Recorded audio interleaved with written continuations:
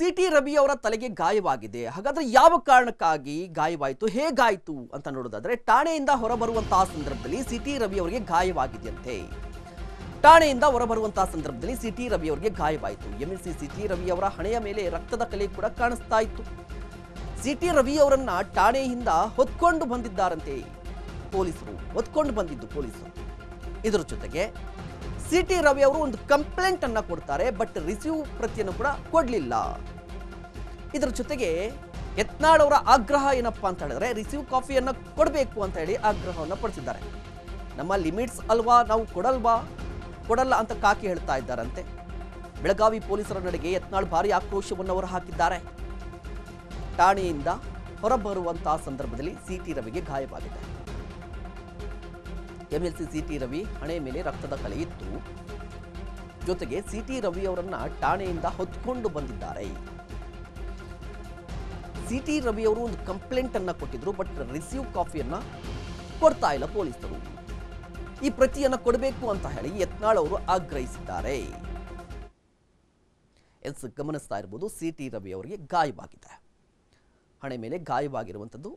ಪ್ರಾಥಮಿಕ ಚಿಕಿತ್ಸೆ ಕೂಡ ಆಗಿದೆ, ಪ್ರಾಬ್ಲಮ್ ಏನಿಲ್ಲ. ಬಟ್ ಗಾಯ ಯಾಕಾಯಿತು ಈ ಪ್ರಶ್ನೆ.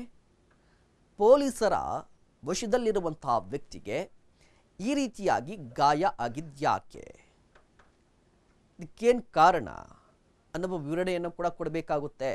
ಇದರ ಜೊತೆಗೆ ಯತ್ನಾಳ್ ಅವರ ಆಗ್ರಹ ಏನಪ್ಪ ಅಂತ ಹೇಳಿದ್ರೆ, ಇಲ್ಲಿ ಸಿಟಿ ರವಿ ಅವರು ಕೂಡ ಮಾತನಾಡ್ತಾ ಇದ್ರು, ನಾನು ಕೂಡ ಒಂದು ಕಂಪ್ಲೇಂಟ್ ಕೊಟ್ಟಿದ್ದೀನಿ, FIR ದಾಖಲು ಮಾಡಿ ಅಂತ ಹೇಳಿದ್ರೆ ದಾಖಲು ಮಾಡ್ತಾ ಇಲ್ಲ. ಕಂಪ್ಲೇಂಟ್ ಪ್ರತಿಯಾಗಿ ಒಂದು ಪ್ರತಿ ಕೊಡಬೇಕಾಗುತ್ತೆ, ರಿಸೀವ್ ಮಾಡ್ಕೊಂಡಿದ್ದೀವಿ ಅಂತ ಒಂದು ಪ್ರತಿ ಕೊಡಬೇಕಾಗುತ್ತೆ, ಬಟ್ ಅದನ್ನು ಕೂಡ ಕೊಡ್ತಾ ಇಲ್ಲ ಅಂತ ಹೇಳಿ ಸಿಟಿ ರವಿ ಅವರು ಕೂಡ ಆರೋಪವನ್ನು ಮಾಡಿದರು. ಇನ್ನು ಅದೇ ರೀತಿಯಾಗಿ ಯತ್ನಾಳ್ ಅವರು ಕೂಡ ಆರೋಪವನ್ನು ಮಾಡಿದ್ದಾರೆ.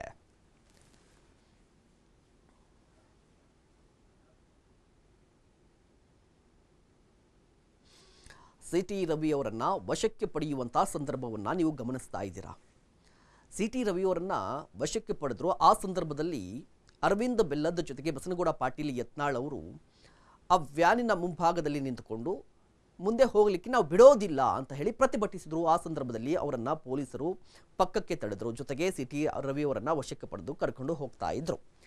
ಇದಾದ ಬಳಿಕ ಏನೆಲ್ಲ ಪ್ರಕ್ರಿಯೆ ನಡೆಯಿತು ಅಂತ ಹೇಳಿದ್ರೆ, ಸಿಟಿ ರವಿ ಅವರು ಕೂಡ ಒಂದು ದೂರನ್ನ ಕೊಟ್ಟಿದ್ದಾರೆ. ಏನು ದೂರು ಅಂತ ಹೇಳಿದ್ರೆ, ಲಕ್ಷ್ಮೀ ಹೆಬ್ಬಾಳ್ಕರ್ ಅವರ ಒಂದಿಷ್ಟು ಬೆಂಬಲಿಗರು ನನ್ನ ಮೇಲೆ ಹಲ್ಲೆಯನ್ನು ನಡೆಸಲಿಕ್ಕೆ ಮುಂದಾಗಿದ್ರು, ನನ್ನನ್ನು ಕೊಲ್ಲಬೇಕು ಅಂತ ಹೇಳಿ ಪ್ರಯತ್ನವನ್ನು ಪಟ್ಟರು ಅಂತ ಹೇಳಿ ಈ ರೀತಿಯಾಗಿ ಆರೋಪಗಳನ್ನು ಮಾಡಿ ದೂರನ್ನು ಕೊಡಲಿಕ್ಕೆ ಮುಂದಾಗಿದ್ರಂತೆ. ಬಟ್ ದೂರನ್ನು ಕೊಟ್ಟರು ಕೂಡ FIR ದಾಖಲಾಗಿಲ್ಲ. ಹೋಗ್ಲಿ, ದೂರನ್ನು ತೆಗೆದುಕೊಂಡಿಕ್ಕೆ ಒಂದು ಸಾಕ್ಷಿಯಾಗಿ ಒಂದು ಪ್ರತಿ ಕೊಡ್ತಾರಲ್ಲ, ನಾವು ದೂರನ್ನು ತೆಗೆದುಕೊಂಡಿದ್ದೀವಿ ರಿಸೀವ್ ಕಾಫಿ ಅಂತ ಹೇಳ್ತಾರಲ್ವ, ಅದು ಕೂಡ ಕೊಡಲಿಲ್ಲ ಅನ್ನುವ ಆರೋಪ ಇರುವಂಥದ್ದು. ಲಕ್ಷ್ಮೀ ಹೆಬ್ಬಾಳ್ಕರ್ ವಿರುದ್ಧ ಅಶ್ಲೀಲ ಪದ ಬಳಕೆ ಆರೋಪಕ್ಕೆ ಸಂಬಂಧಪಟ್ಟಂತೆ ಇನ್ನೇನು ಕೆಲವೇ ಕ್ಷಣಗಳಲ್ಲಿ ಕೋರ್ಟ್ಗೆ ಹಾಜರಾಗ್ತಾರೆ ಸಿಟಿ ರವಿ ಅವರು. ಇನ್ನೇನು ಕೆಲವೇ ಕ್ಷಣಗಳು ಮಾತ್ರ ಬಾಕಿ ಇರುವಂಥದ್ದು, ಕೋರ್ಟ್ಗೆ ಹಾಜರಾಗ್ತಾರೆ. ಸಿಟಿ ರವಿಯನ್ನ ಕೋರ್ಟ್ಗೆ ಹಾಜರುಪಡಿಸಲಿದ್ದಾರೆ ಪೊಲೀಸರು. ಸ್ಥಳೀಯ ಮ್ಯಾಜಿಸ್ಟ್ರೇಟ್ ಕೋರ್ಟ್ಗೆ ಸಿಟಿ ರವಿ ಹಾಜರಾಗುವ ಎಲ್ಲಾ ಸಾಧ್ಯತೆಗಳು ಇರುವಂಥದ್ದು. ಈ ಸಂದರ್ಭದಲ್ಲಿ ಒಂದಿಷ್ಟು ಪ್ರಕ್ರಿಯೆ ನಡೆದಿರುತ್ತೆ. ಬಟ್ ಪ್ರಕ್ರಿಯೆ ಏನಪ್ಪಾ ಅಂತ ಹೇಳಿದ್ರೆ, ಸ್ಥಳೀಯ ಕೋರ್ಟ್ ನಿರಾಕರಿಸಿದ್ರೆ ಜನಪ್ರತಿನಿಧಿಗಳ ಕೋರ್ಟ್ಗೆ ಹಾಜರುಪಡಿಸುವ ಎಲ್ಲಾ ಸಾಧ್ಯತೆಗಳಿದೆ. ಬೆಂಗಳೂರಿನ ಜನಪ್ರತಿನಿಧಿಗಳ ವಿಶೇಷ ಕೋರ್ಟ್ಗೆ ಹಾಜರುಪಡಿಸುವ ಸಾಧ್ಯತೆಗಳು ಇರುವಂಥದ್ದು. ಈಗಾಗಲೇ ಸಿಟಿ ರವಿ ವಿಡಿಯೋ ಹೇಳಿಕೆಯನ್ನು ಕೂಡ ಪಡೆದುಕೊಂಡಿದ್ದಾರೆ ಪೊಲೀಸರು. ವಿಡಿಯೋ ಮತ್ತು ಆಡಿಯೋ ಆಧರಿಸಿ ಸಿಟಿ ರವಿ ಅವರನ್ನ ವಿಚಾರಣೆ ಕೂಡ ನಡೆಸ್ತಾ ಇದ್ದಾರೆ. ವಿಚಾರಣೆ ಆಗುವ ಸಾಧ್ಯತೆ ಕೂಡ ಇರುವಂಥದ್ದು. ಅಂದರೆ ಇನ್ನೇನು ಕೆಲವೇ ಕ್ಷಣಗಳಲ್ಲಿ ಸಿಟಿ ರವಿ ಅವರನ್ನ ಕೂಡ ಕೋರ್ಟ್ಗೆ ಹಾಜರುಪಡಿಸ್ತಾರೆ. ಅದಾದ ಬಳಿಕ ಒಂದಿಷ್ಟು ಪ್ರಕ್ರಿಯೆ ಕೂಡ ನಡೆಯುವಂಥದ್ದು.